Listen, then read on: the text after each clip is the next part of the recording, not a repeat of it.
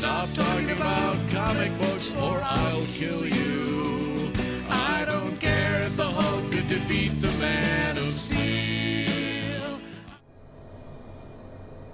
Hey there, comic fans, and welcome to another episode from Everything Comics. And today we're doing the episode called Having Comics with My Coffee.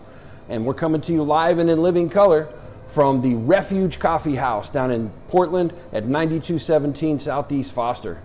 And today, folks, I'm your host, Bullseye Bob, and I'll be going over some of the comics that I got this week, doing a little review, having some coffee, and just hanging out and talking about comics. And so I got a bunch of different ones that I picked up this week, October 19th, from my pull list, and I'm just going to go over those with you today.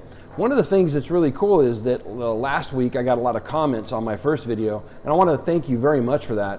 But I think this time, instead of giving kind of slight reviews, I'm going to go a bit more spoilery with these books. It's Saturday. You guys have had a time to read your books. So if you don't want anything spoiled, maybe come back and watch this video later. But I'm going to do a little bit more of a review on these, and we'll just see how it goes. All right, so I'm just going to go ahead and get right into it. So today, the first book I read this week is the #1 issue of Dawn of X.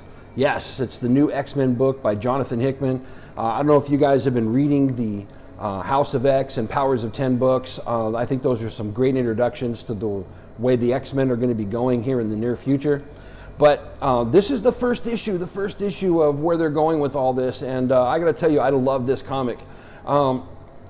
But I have to say, I had like a little bit of a love-hate thing going on with this. I think what Jonathan Hickman has done is created something that is so big that it almost needs to be like a standalone story on his own. This whole thing of humans versus mutants has been taken to a different level. And what he's done is kind of brought all the mutants onto their own into their own sovereign nation on the island of Krakoa. And that's great. I think it's awesome. But I think the rest of the world would react to them a bit differently than what I'm seeing inside of this book, and definitely across the rest of the Marvel Universe.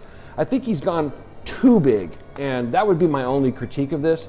But other than that, I mean, I'm really loving where he's going with it. I love how he's brought all the characters together, how Krakoa is a living island, and that's a refuge for all mutants, and how they're kind of interacting with mankind by selling them things that the island creates that can help with health and mental issues and healing and a number of things. And so I like the way it's going, but like I said, I think it's going too big, and it almost needs to be a whole world of its own. But in this particular book, we have a lot of the mutants coming back to Krakoa. We see possibly what the new teams are going to be. We have Storm and Cyclops coming back from a new mission that they went to rescue some more mutants and bring them back to Krakoa, which is really neat. I think my favorite part of this is how Jonathan Hickman is writing Magneto. I love the way the guy writes villains, but this kind of took me back to Magneto's roots.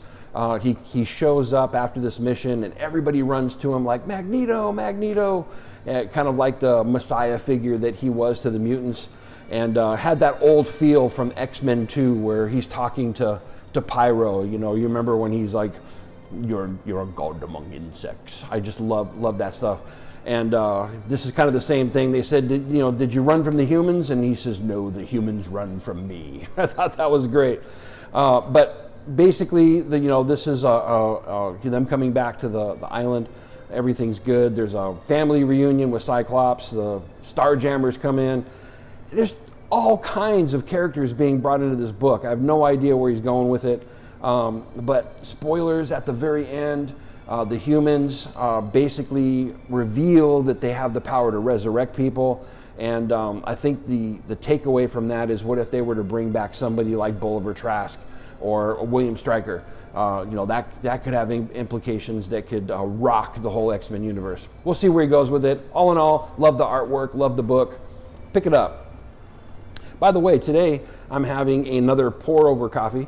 This is an Ethiopian Chantuine, which is actually really, really nice. It's rich. It's got a nice mouthfeel to it, and I'm enjoying it. Next on the list, we have a DC book. Metal Men #1 came out. It's part of a 12-part series.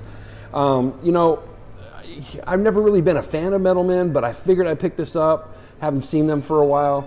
And this would be the first of a bunch of #1s that I'm reviewing this week.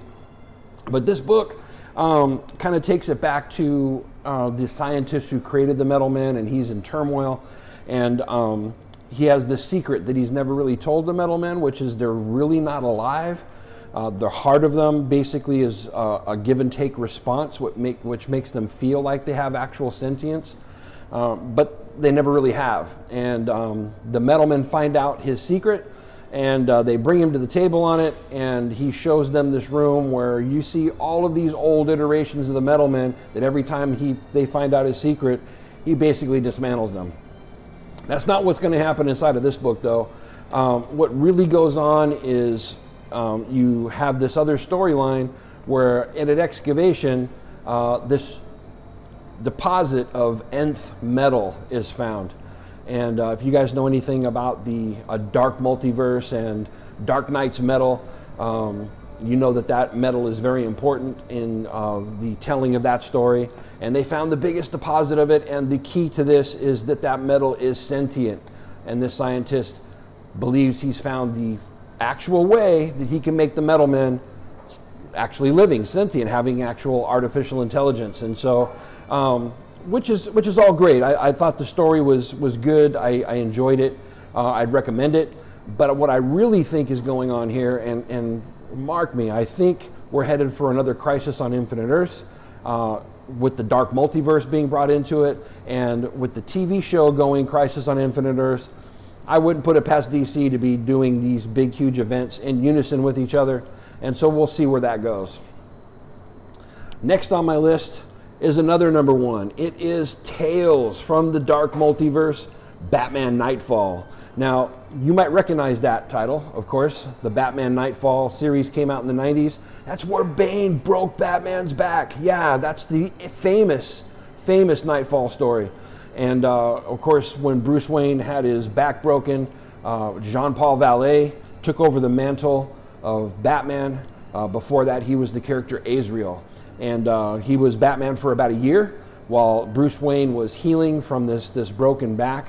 And of course, we get Bruce Wayne back as the Dark Knight, and he comes and saves the day, and we get our Batman back. But this is kind of like an Elseworld story. And I'll tell you, my theory on Crisis on Infinite Earths, I think, is all coming together because there's a character inside of here called Tempest Fuginot. And he's basically looking through the universe for somebody, a hero, who can help stem the tide of this big cataclysm that's supposed to be happening to the multiverse. And he actually goes into the dark multiverse to try to find a hero from there. This is an amazing story, guys. It turns the Nightfall story on its head. Basically, on this particular Earth, when Batman comes back from being, after he had his back broken, he comes back after a year layoff from healing. Jean-Paul Vallée, the Azrael, beats the heck out of him, stabs him, and takes the mantle of Batman, and basically rules Gotham for 30 years. Yeah, he just takes it from him, and so we get this kind of evil version of Azrael taking over the role. And during that 30 years, he totally tortures Batman. He leaves him up in a tower and he only talks to him once a year. And every year he comes, he wants Batman's blessing to become the Dark Knight, and Batman won't give it to him. Bruce Wayne says no. And so what does he do? He tortures him. He basically cuts him up. He takes a piece of his body every year until we see him 30 years later, and all he is a torso and a head. And yeah, it's pretty twisted. It's pretty, but also in a good way. I had fun reading it. Anyway, what ends up happening is Bane's son comes back. He's 30 years old, and he frees Bruce Wayne, gives him the ability to have his arms and hands back through nanotechnology, and they go after Azrael and they take him down. And the end result is Batman, now after 30 years of being tortured, he's gone, and he becomes totally evil. He takes back the mantle, and what we find out is there's no hero on this planet that's going to take over. Anyway, Great story, great book. Pick this one up. It's such a fun read. The artwork is great. I really think you'll enjoy it. Next up, we have Flash Forward. Flash Forward number 2. I don't know if you guys picked up this book last month, but again, we have the character Tempest Fugonaut, and he's done the same thing. He's gone to Wally West, and I don't know if you guys read Crisis, Heroes in Crisis, but again, there we go. That word crisis, we're headed for a crisis, folks. But here it is. This is Flash Forward, and this Tempest Fugonaut has sent Wally West to basically go out and search on these different worlds and figure out a way to help them, because dark matter is basically eating through the barriers that hold all of the worlds together. And so, yeah, he's on this quest, and the first planet he goes to, he finds Superman as president on this particular world. Now, this is a great book as far as the cover, as far as the artwork. But when he's on this planet, the Justice League comes after him, which would be normal. Here's this guy's coming out of the blue onto the planet, and they're gonna notice that. But they quickly find out that he's not lying. He's actually there to help. But then this group comes along, and they're called the oh man, what are they called? I think I had it written down here. Hold on one second. They're called the Marauders. The Retaliators. So check it out.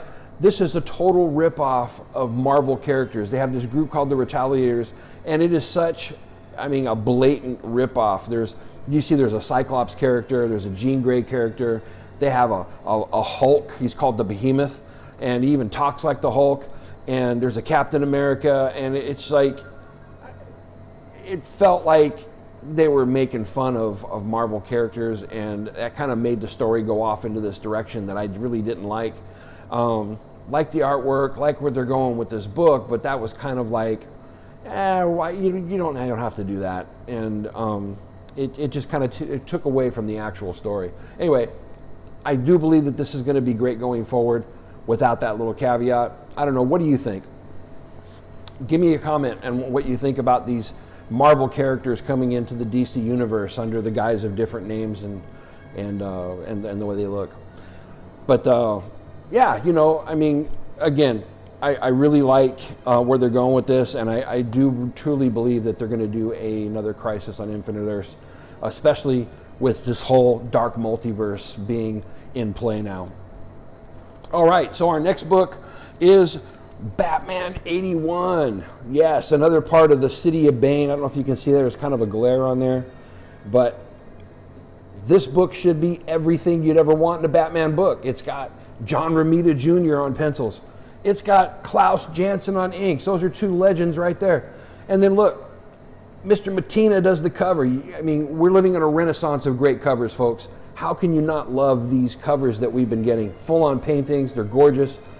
But with all that going on, oh yeah, and Tom King, Eisner Award-winning author. On this particular run, he won an Eisner Award. So we got all these legends coming together.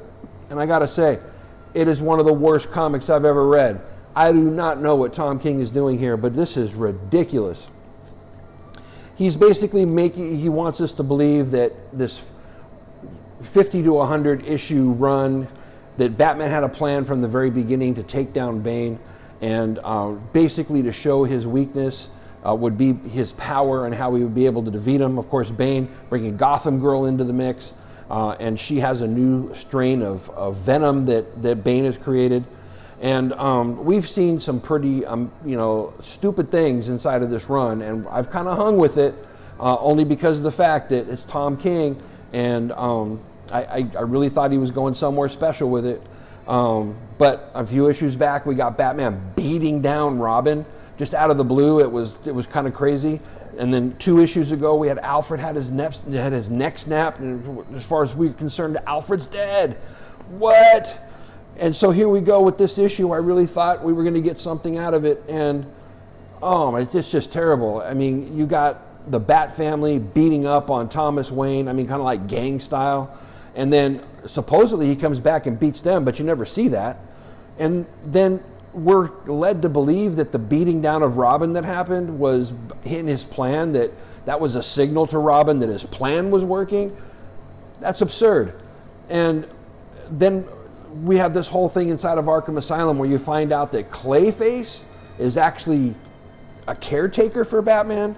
I don't know. I think this whole Clayface thing may come out to be that it was Clayface who was posing as Alfred, and maybe Alfred's not dead. All I know is Bruce Wayne has no idea about Alfred from what I can understand inside of this book. But I don't really care anymore. Going forward, he's got 4 more issues on this particular run. At this point, I can't wait for the run to be over, and I've never said that about a Batman book. So, I mean, take it with a grain of salt. I mean, this is my review, my opinion. What's your opinion on it? Leave me some comments. I'd love to hear what you think about it. But I was really disappointed in this book. So I'm going to move on. Let me get some coffee and maybe refresh myself here a little bit from that. All right. Next up, I have an independent book. It's another number 1. I picked up The Marked. Now, this book, I like the artwork inside of it. I know that this week it was announced, this week or last week it was announced that this has already been optioned to be made into a series. I got to admit, this is really not my cup of tea. When reading comics, I really don't like to get into the whole realm of magic and the occult. I mean, I'll dabble a little bit in Doctor Strange and some of the stuff from the DC universe, but when it comes to these overarching stories, this is not the first time this has ever been done. The comic trope of that there's this whole war going on behind the scenes of humankind, that there's this magic societies are having these wars behind the scenes. That trope's been done many times, and they do it again here. I think my biggest criticism in this book is that it really doesn't care about the character so much as it does trying to get into this whole world. And I know that's kind of a balance. You're trying to explain, this whole realm of magic users and how they use it. In this particular case, they have tattoos, and those tattoos, that makes them marked. And from those tattoos, they can conjure stuff and do all kinds of, they have different abilities. But really, when it comes down to it, you get introduced to this character. This character does one of those old drawing tests, from the 60s. And she actually sees something in the drawing that most people don't see, and she draws that. And that brings it to the attention of this group that this is one of those gifted people. And then you don't ever see her train. They just kind of go from her identifying that she's got this ability to her getting the tattoo to her having the ability to it going wrong.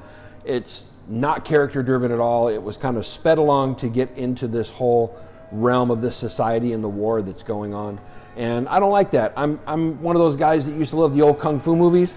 I like to see the training. I want to see them go through the angst of learning about they got this new power and how they react to it, and actually being trained by a master and all that type of stuff. This didn't have anything like that. You just get right into the story, and because it didn't care about the character so much, I don't think I'll be checking it out going forward. But check it out for yourself. I know that, like I said, it's been optioned. Maybe that's your cup of tea. I just don't get into the occult stuff, guys. I just won't do it. And then next on my list is one of those that I don't read this book. Not that I don't want to read it. It's just that I can't buy everything, folks. There's so many comics that come out every week. I think this week there were upwards of 130 comics. Comics nowadays are $4 or $5 a piece. Can't spend all the money on that. So, but I did love this cover. This is Captain Marvel, number 11. And I love the cover on this. But I also am picking this up as a spec book because there's a character being introduced in here, or it's the first appearance of a character called Darkstar, and people are really excited about that character. But I really like the cover. I picked it up for that. This would be considered a spec book for me. And but maybe you're reading it. Let me know what you think about it. Next on the list is one that I'm not going to read yet because I haven't read the first issue, but this is issue number 2 of Something is Killing the Children. And there is so much hype about this book. People are talking about this book left and right. My buddy Bueller turned me on to this. The guy that's writing this, James Tynion, will be the next writer on Batman. Hope he does better than Tom King does, man. But yeah, he's going to be writing Batman going forward. But this independent book done by Boom Comics, a lot of hype about it. I have ordered number 1. I'll come back and review and let you guys know what I think, but I don't want to read this issue until I got that number 1. And then my last pickup, like I told you, I do pick up stuff that's not on my pull list. And this particular one, I just love. I mean, come on. This is Daredevil number 12, and it is the New York Comic Con variant. Yeah. The thing I love about this book is that the cover art is done by Joe Quesada. Joe Quesada is my favorite Daredevil artist. You may have different artists that you like on Daredevil, but he's my favorite. I just love this cover. Picked it up for a good price, and I figured I'd bring it to show you guys. Well, that's it, folks. That's the comics that I have this week. I really enjoyed being here, hanging out with you. Do me a favor, leave me a comment, and let me know what you think about the show. And I'll tell you what I'm going to do each week is I will pick out a comment, maybe one that has a question. I'd rather have a give and take with you guys. And I have a comment from last week that I'd like to mention. This comes from Brett F. And he left me a comment, and he had a cool question in it, and I figured I'd go ahead and read this one and answer it. So it says, "Hello again, Bob. Just had to say that I love that you show some DC books. I also picked up all the Batman-related books that you did. I showed a lot of Batman-related books last week. Love the Dark Label." I do too, Brett. I love Dark Label. He said, "I'd like to hear your opinion on Nightwing and Catwoman, 2 of the books I collect that I really like. I really value your opinion because you actually read the books and not just pick it up and say it's DC, so it sucks." No, I'll never do that. I'll never say that DC sucks. I know there's some people like my buddy Sam. Sam hates DC. What's up with you, Sam?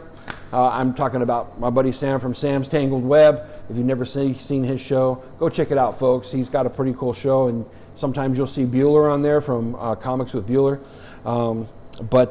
Yeah, Sam doesn't like DC, but I do. But yeah, Brett, I would say, thank you for asking me my opinion. I love Nightwing. I think that Dick Grayson is one of the most important characters in the DC universe. I've loved his story arc. I loved when Marv Wolfman and George Perez had him transform from Robin into Nightwing. I do believe that he's the better part of Batman, and I do believe that we should see going forward at some point him taking on the mantle, not for a little while, but for a larger period of time on taking on the mantle of Batman, because that's what he was trained for. But I do think that Nightwing is probably better suited as a leader, just like Cyclops is. Cyclops is always best when he's the leader of a team. Captain America is always best when he's the leader of a team. And I do believe Nightwing is one of the better leaders in the DC universe. I do like his standalone series. I'm not reading it right now, Brett. Sorry about that. I kind of didn't like where it was going, so I put it down for a bit. I'm old school. I love everything Chuck Dixon did with the character. And I love... I can't think of his name right off the top of my head. Scott Snyder, I know, did some Nightwing stuff that I liked. But bottom line is that I'm not actually reading it right now, but I do pick it up because he is one of my favorite all-time characters. Catwoman, I'm not currently reading. Again, I can't buy everything. I do like Catwoman, but I like Catwoman when she plays off of Batman. I don't necessarily never thought of her as a standalone character. I thought she was better as a supporting character, but that's my opinion. If you like Catwoman, let me know what it is that you like about her. But it is something that I periodically I do pick up if I like the cover, if I'm specking on it. But I don't normally pick up a Catwoman book per se, unless it's one of those two things, or unless a really great story is going on. But thank you very much, Brett, for the comment. Again, folks, leave a comment more with a question on it. If you have a question, I'll read that comment. I'll pick them at random. And we can have a back and forth on that. So appreciate you tuning in, folks. So do me a favor, leave a like and subscribe on the channel. Leave me a comment. Let me know what you like about the show, what you don't like, what you'd like to see going forward.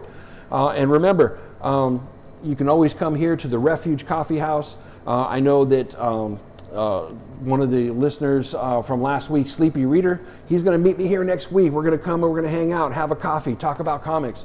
But if you're in town here in Portland, again, it's 9217 Southeast Fuller Road, Refuge Coffee House. The coffee's amazing. The owners are amazing. Come and join us. Until next week, folks, keep reading comics and Excelsior.